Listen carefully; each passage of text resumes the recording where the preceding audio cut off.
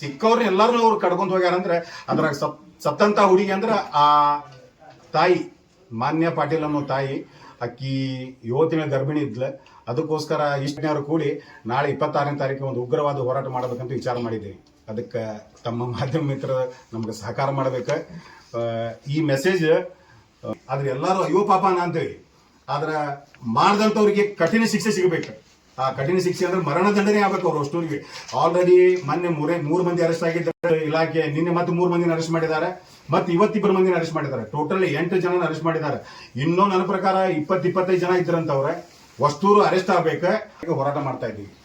ಅದನ್ನ ಹೆಚ್ಚಿನ ಮಾಹಿತಿಯನ್ನ ನಮ್ಮ ಹಿರಿಯರು ನಿಮ್ಗೆ ಇನ್ನೂ ಮುಂದೆ ಹೇಳ್ತಾರೆ ಅಂತ ಹೇಳಕ್ ಇಷ್ಟಪಡ್ತಾರೆ. ನಮಸ್ಕಾರ.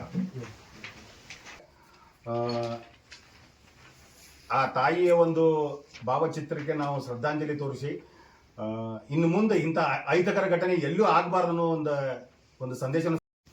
ಧಾರವಾಡ ಜಿಲ್ಲೆ ಅನ್ನೋದು ಒಂದು ವಿದ್ಯಾಕಾಶಿ.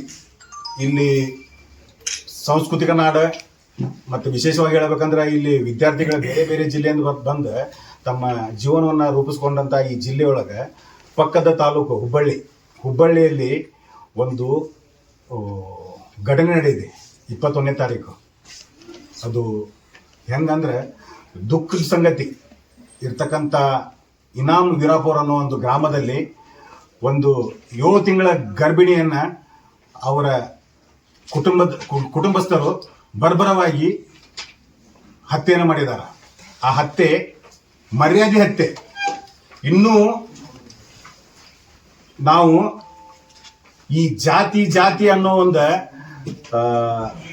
ಇದ್ರಾಗ ಬಿದ್ದೇವಿ. ನಮ್ಮ ದೇಶಕ್ಕೆ ಸ್ವಾತಂತ್ರ್ಯವನ್ನ ತಂದುಕೊಟ್ಟಂತ ಈ ಇದರಲ್ಲಿ ಡಾಕ್ಟರ್ ಬಾಬಾ ಸಾಹೇಬ್ ಅಂಬೇಡ್ಕರ್ ಅವರೊಂದು ಸಂವಿಧಾನ ಕೊಡ್ತಾರೆ ನಮ್ಗೆ.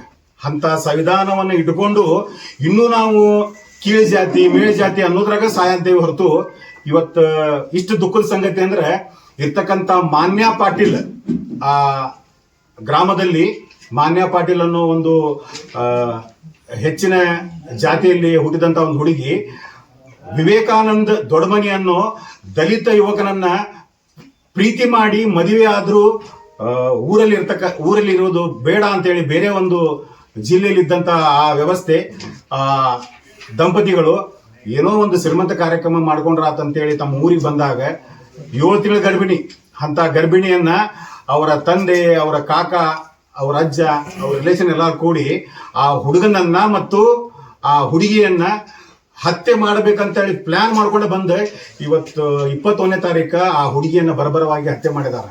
ಅದನ್ನ ಖಂಡಿಸಿ ಇವತ್ತು ದಲಿತ ಸಂಘರ್ಷ ಸಮಿತಿ, ಅಂಬೇಡ್ಕರವಾದ ಹಾಗೂ ಜಯಕರ್ಣ ಸಂಘಟನೆ ನಾಳೆ ಬರ್ತಕ್ಕಂಥ 26ನೇ ತಾರೀಕು 12ನೇ ತಿಂಗಳ ನಾವು ಶುಕ್ರವಾರ ದಿವಸ ಮಾನ್ಯ ಜಿಲ್ಲಾಧಿಕಾರಿ ಕಚೇರಿ ಮುಂದೆ ಉಗ್ರವಾದ ಹೋರಾಟವನ್ನು ಮಾಡಿ ರಾಜ್ಯ ಸರ್ಕಾರಕ್ಕೆ ಒಂದು ಸಂದೇಶವನ್ನು ಕೊಡ್ತಾ ಇದ್ದೀವಿ. ಏನಂತಂದ್ರೆ ಇಂಥ ಘಟನೆ ಇನ್ನು ಮುಂದೆ ಮರುಕಳಿಸಬಾರ್ದು.